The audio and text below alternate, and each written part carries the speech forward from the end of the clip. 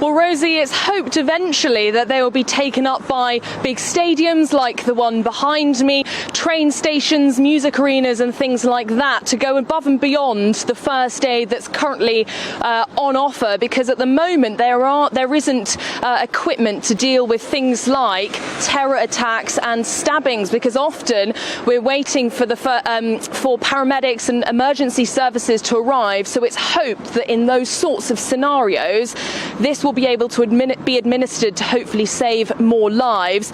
The idea was originally formed between Counter-Terror Police, St John Ambulance and Citizen Aid. Now they're a group formed by military and civilian doctors, and as I said, the idea is simply to give the public the equipment to save people's lives while waiting for emergency services. These kits give them access to things that we wouldn't normally necessarily find in first aid kits, including things like military-grade dressings and tourniquets. But where are these going to be? Well, the groups hope that stadiums like this one will take up these kits so that we see essentially a standardised kit across the country that the public can then become familiar with. So in the case of a terror attack, for example, or a stabbing or any major trauma accident like a car accident, for example, the public can ask for this kit and they know exactly what is in it. And in there are instructions, visual instructions with how to use them.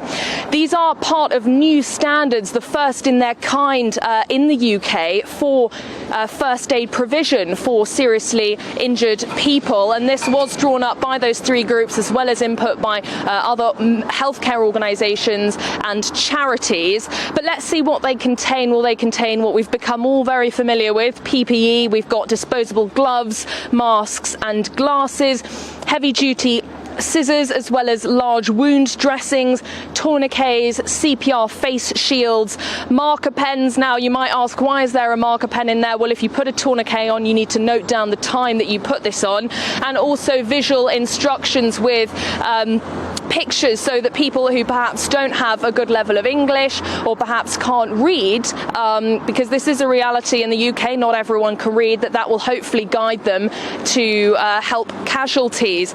I've spoken to Dr. Lynn Thomas. Now she is the medical director at St John Ambulance, and she says currently these kits don't really exist anywhere across the UK.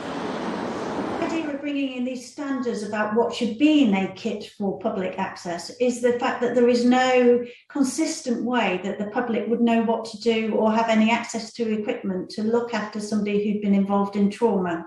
Trauma can be anything. It might be a road traffic accident, it might be, unfortunately, a stabbing or a terrorist attack, but it's just so that the public will know what is available for them to be able to help somebody that's in front of them. And that's what we all want to do. We all want to be able to help somebody, but we need to be able to people to have the equipment to do it. If the public isn't first aid trained, how will they be able to use this kit? That's one of the fantastic things about it, is you open up the kit, and it's got a card in there which has really clear directions about what you should do. And it's not just that, yes, there are words, but obviously not everybody in this country can speak English, not everybody can read. We've got lots of people who come and visit us, fortunately. So this is a pictorial images of what you should do. So the three things it tells you how to do is put somebody in the recovery position. Because if they've not got major trauma that you can see, but they're not conscious, you want to protect their airway. So you put them in their recovery position. The next thing we ask you to be able to do is try and stop a stab wound or a bleeding wound by putting pressure on it. And there's special wound dressings in the packs.